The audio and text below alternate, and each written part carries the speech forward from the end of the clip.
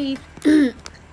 Today is, what day is today? August 4, 2024. It's 9:48.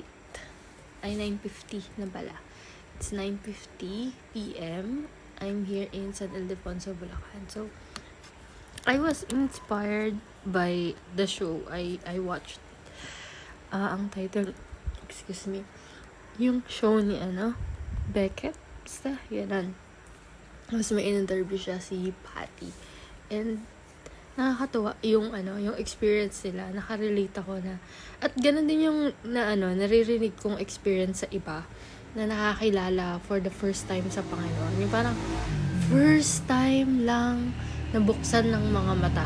Actually, ganun din yung naranasan ko. Like, parang first time kong nakita yung totoong sinag ng araw. First time kong totoong nakita na buhay yung mga damo, Lord.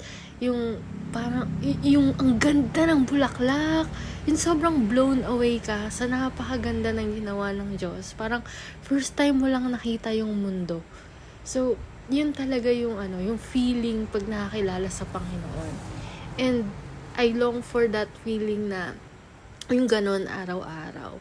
Tapos naalala ko ngayon, kaya ako nagre-record kasi naalala ko yung isang espesyal na tao para sa akin.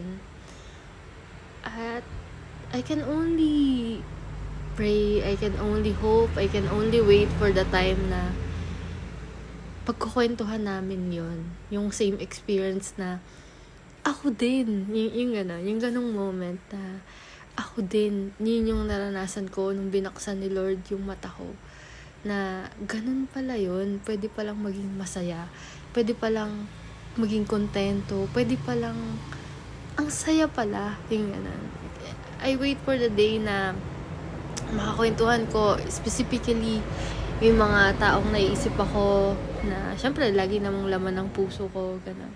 Si De, si Ellen, si May, si Jetro, si Clyde, si Cherry, si Kuya, si Judah, si Gali, si Ate Angie, lahat ng mga kaibigan ko, lahat ng mga kasama ko, lahat ng mga hindi pa nakakilala kay Lord. And I pray na maranasan din nila yon.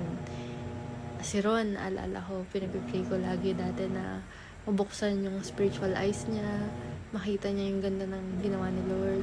Ngayon, kanina in particular, ang naalala ko si Dex. I pray na I wait for the day na makasama ko siya, na pagkwentuhan yung mga bagay na parang, ang ganda ng mundo, ang ganda ng gawa ni Lord.